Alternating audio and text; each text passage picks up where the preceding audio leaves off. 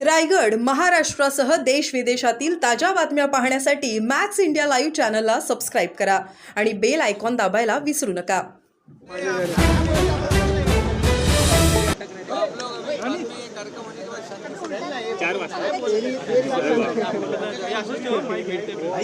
भाई लाडली बहन को एक अजीत पवार ने स्टेटमेंट दिया था कि महाराष्ट्र की लाडली बहन को एक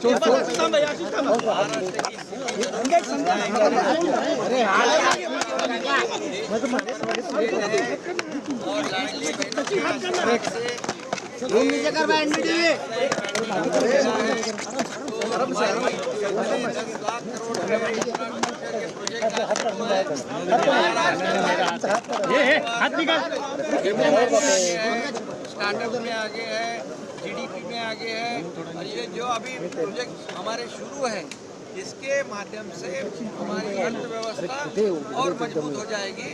और निश्चित रूप से अजीत पवार जी ने बताया है वो सही बात है। निश्चित रूप से राज्य की आर्थिक परिस्थिति अच्छी हो जाएगी और हमारी लाडली बहनों को भी पैसे मिल जाएंगे।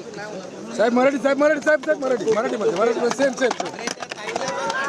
हाँ साहेब मराठीत होते साहेब मराठीमध्ये फक्त हा हिंदीवाले गेले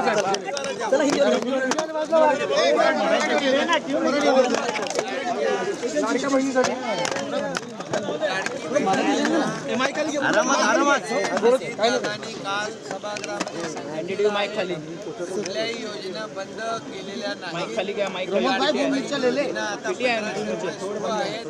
आणि अजितदादांनी सांगितलं राज्याची आर्थिक परिस्थिती सुधारल्यानंतर आम्ही 2100 रुपये वस्तुस्थिती आहे। महाराष्ट्र हे देशात पहिल्या नंबरचं राज्य आहे। आमचा जीडीपी नंबर 1 आहे। स्टार्टअपमध्ये एक आहोत, आम्ही FDI मध्ये एक आहोत। आमच्याकडे 10 लाख कोटीचे इन्फ्रा प्रोजेक्ट आज सुरू आहेत।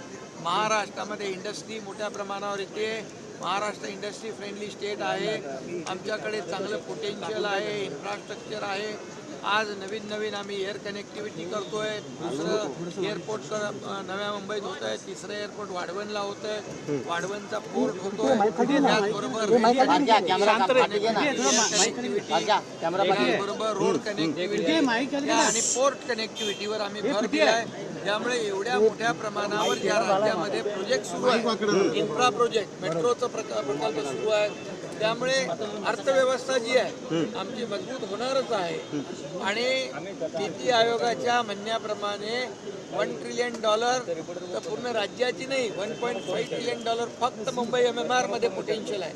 त्यामुळे लाडक्या बहिणींच्या आशीर्वादाने आमचं सरकार पण आलंय, लँडस्लाईड मॅन्डेट पण मिळाले। त्यामुळे आम्ही जे बोललेलो आहे, ज्या घोषणा केलेल्या आहेत या आम्ही टप्प्याटप्प्याने पूर्ण करणार आणि राज्याची अर्थव्यवस्था देखील लवकरच सुधरेल आणि चांगली परिस्थिती निर्माण होईल, मजबूत। आणि लाडक्या बहिणींना देखील जे आम्ही बोललो 2100 रुपये ते देखील मिळणार। सर नागपूर की बांग्लादेशी